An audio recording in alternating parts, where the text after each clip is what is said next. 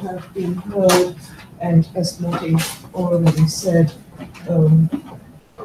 there can be added comments via email should someone detect that they wanted to say something additional on that.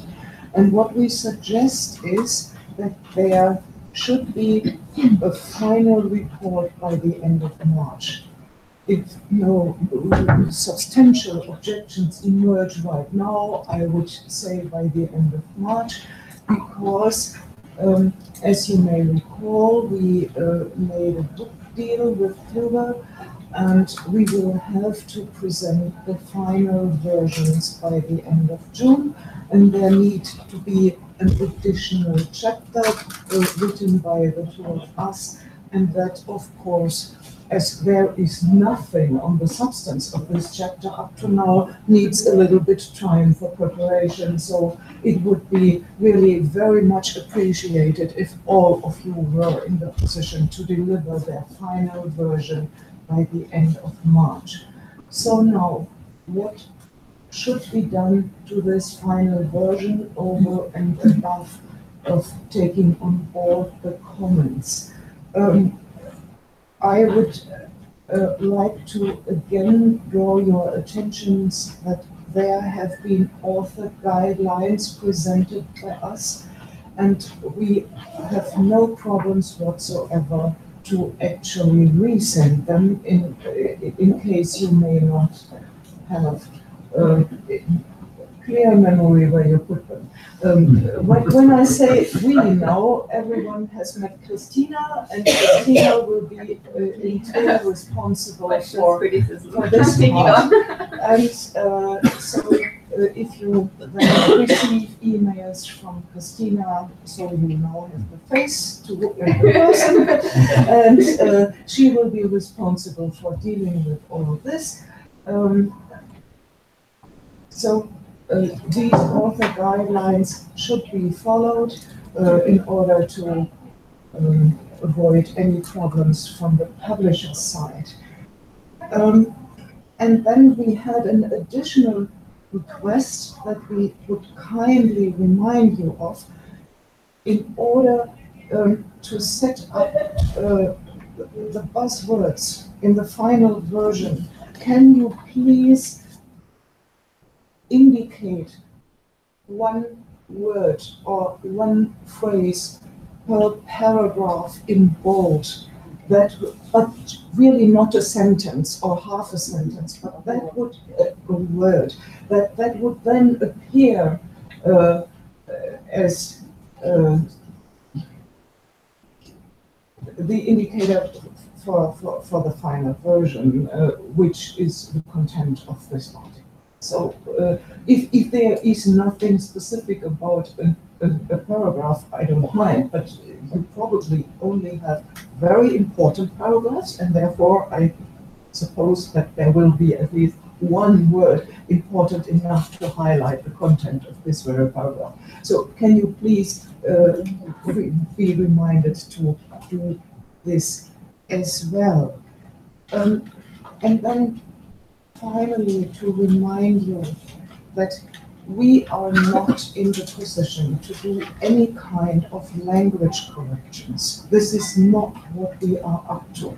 So if you consider it necessary, most people don't, but if you consider it necessary, please arrange that for yourself. We are not in the position to take this.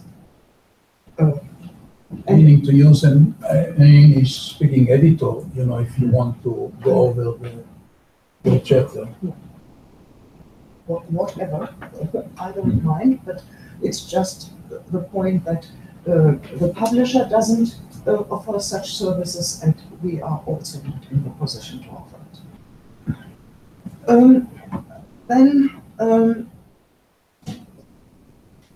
Now, about the structure. What we have seen is that some of you followed the outline as suggested by Motti. That is okay, of course. not everybody did it, and that is also okay, as long as we can find the relevant aspects as have been agreed on that.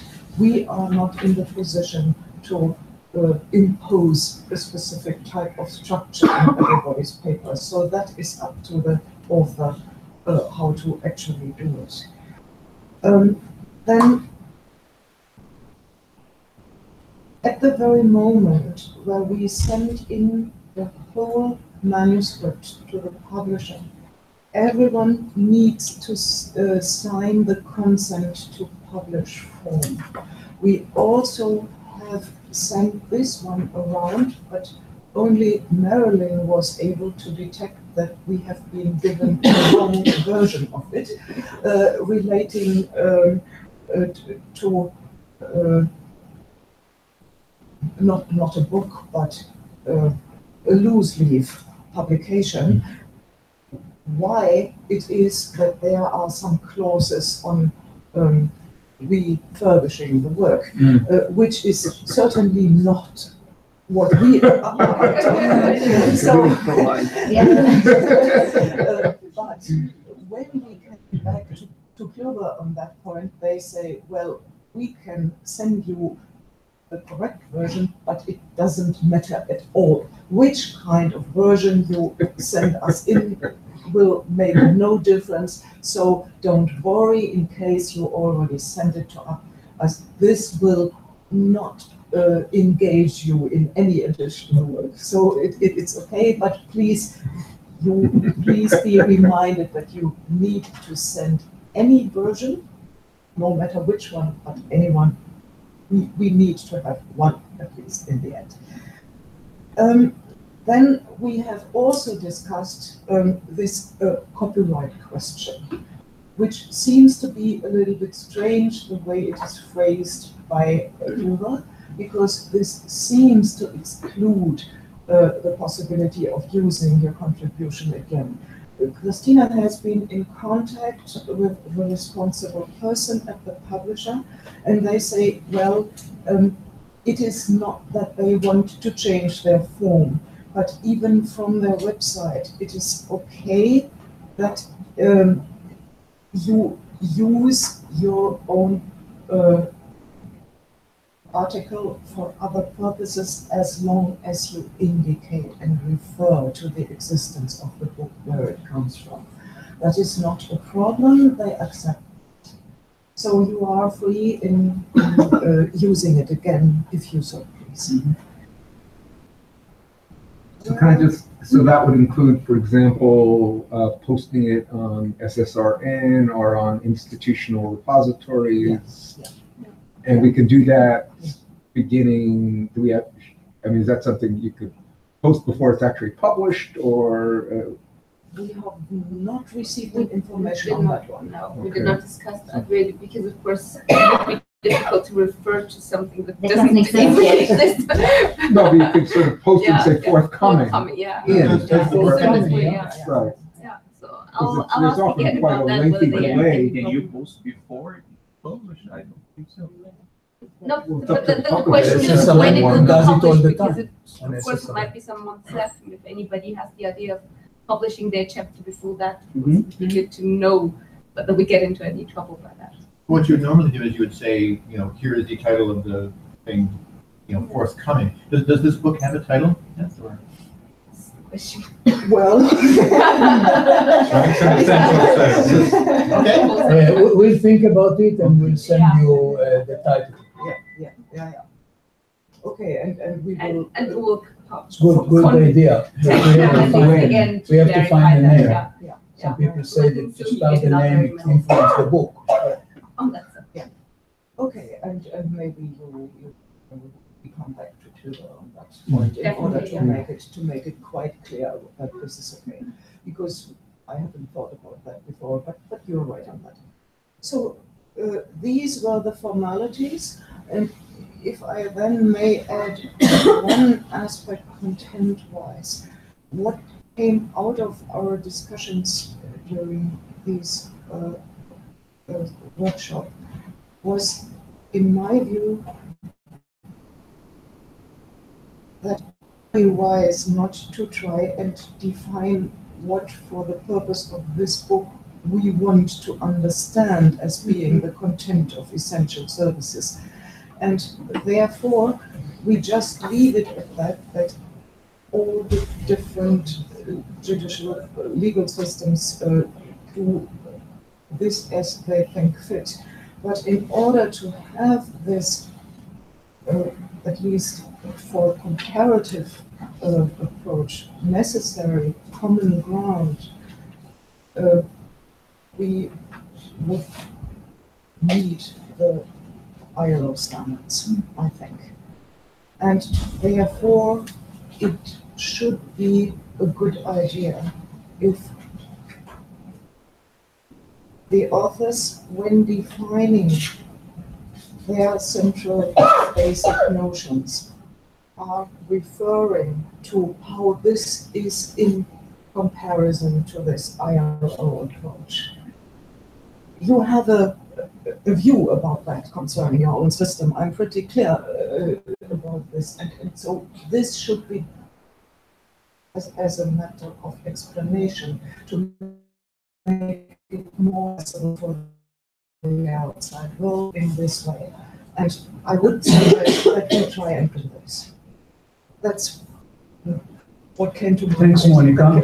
Can I ask one question? Yes, please. And I'm sorry if this was explained clearly in Christina's materials and I missed it, but could you explain a little more about the bolding of one word in the paragraph? So the idea is that we'll have an index at the end of the book, and we are collecting kind of the essential issues. So the idea was that each author highlights in their own chapter what are important words. And so a good approach would be to go again through all the paragraphs and like search out one word per paragraph that kind of represents that paragraph, and that will make it easier to find out which words we could enter in the index and the keywords for it. That was the idea. But the bolding is going to disappear in the final version. Yes, definitely. It's just for us in order to collect Okay. them. Yeah. Now I get it. Yeah. Okay, This is just for our convenience. Yeah. we have about no more than 15 minutes, and I want to say something, closing remarks. First of all,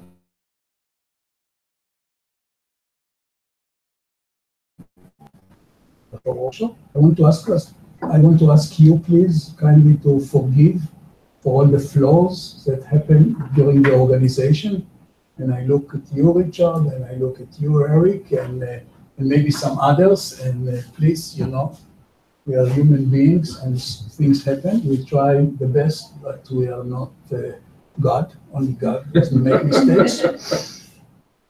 And now when you go back to your drawing board and revisit and revise your draft, what we want to ask you, just to remind and highlight, several things. First of all, I want to connect to what Monica said. I think it's very important for us to know what is the role of the ILO standards in your domestic law, okay? Whether it has been used, whether, for example, the unions or them complain to the ILO, which is very important, like we saw Canada and we see in other countries different. And also, as Monica said, try to use the ILO as a benchmark to compare your system. And this is the reason why we sent you, if you remember, the paper by Monica that was presented in Trier and your paper. I think we sent. I sent it to her. Yeah, I sent Tonia's paper to everyone. So take the two papers, use them as kind of a benchmark, and I think to say something about the role of the ILO standard. And please do remember that we are interested in what we spoke about before, about the richness and the different things that are used throughout the world in order to cope with striking essential services. And we do it from, first of all, to know what are the types of intervention and as a law in action to see how it works.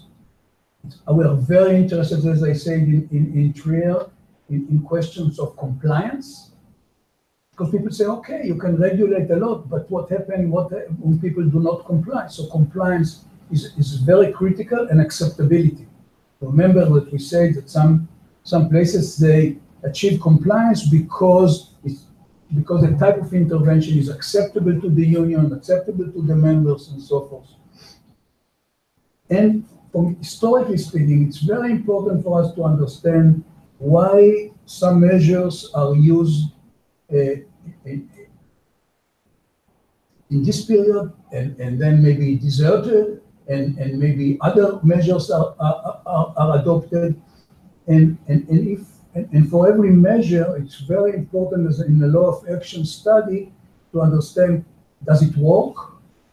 It doesn't work. Why it doesn't work? What are the preconditions? Because this is extremely important. So to go to the context, we understand the issue of striking essential services is by definition not a legal issue. It has to do with the sociology, with the culture, with the politics, with the economics, with a lot of other things, with the bargaining structure, with a lot of things. And I think we have to take it into account in order to make our study much more meaningful. We also encourage you, I think, to try to use the matrix that we gave you in Trier, if you remember, in the conceptual map, or about, you remember, ex ante and ad hoc, general, specific. I think it will create some common language, and it will help us in our comparative law. And also when we speak about, I think as lawyers, we tend to speak about the restrictions more than about the compensatory measures. It's very interesting. If you think also, I did a study of the 100 bills that were tabled in Israel with regard to essential services. I think most of them dealt very broadly with the restriction and very little with the compensatory measures. And we believe that if in order for restriction to work, we need to give acceptable compensatory measures, like they do in Canada, like they do in other places. So for us, it's very important not only to speak about the restriction. And I must say that, just speaking maybe from my own experience in this field, I felt that I didn't hear enough in this workshop on using some other means of intervention in strikes in essential services. You remember that I asked Tonya about the use of army. I know, for example, that in the United States, when I was teaching in the United States, I remember they used the army to deliver mail, or it was maybe before, and there were some other incidents using strike replacement, making use of administrative measures. For example, in Israel, they changed the election rules during strike in order to crash the strike.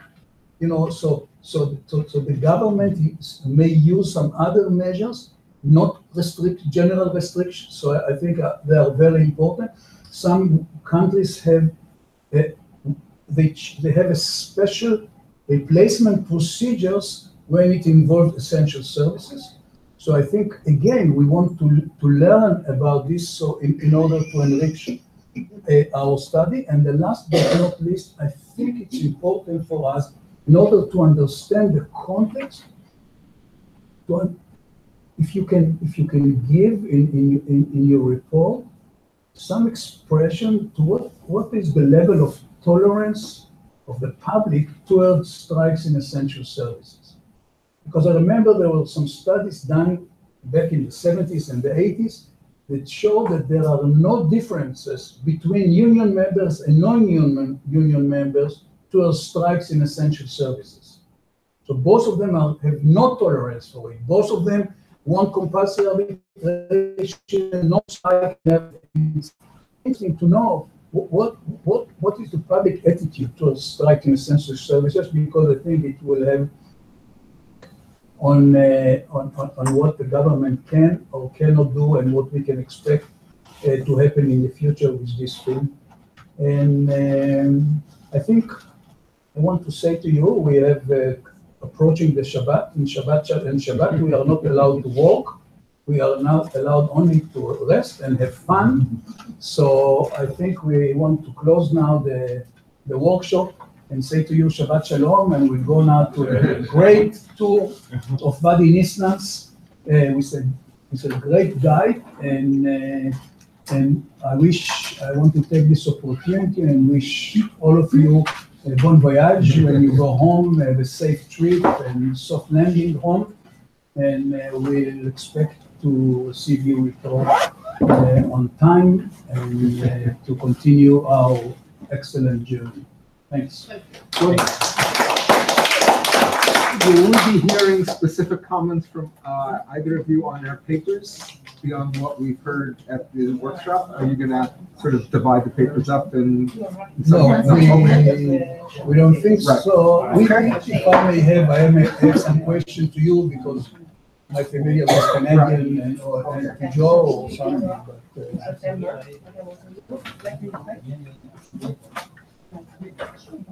So in about 10 minutes, we have time to pack, and we have the taxis in front of the building waiting for us to take us to the museum. There our tour guide will wait, and also your partners. Don't forget. I will never forget. I'm so sorry. I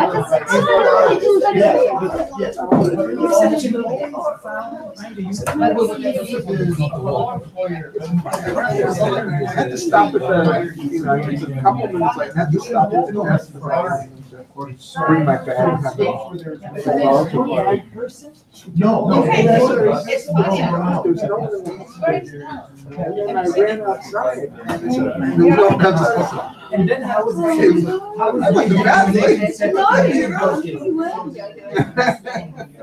You were just saying, how easy it would be to leave someone. Yeah. You should get my email from. And then it just Protecting. Well,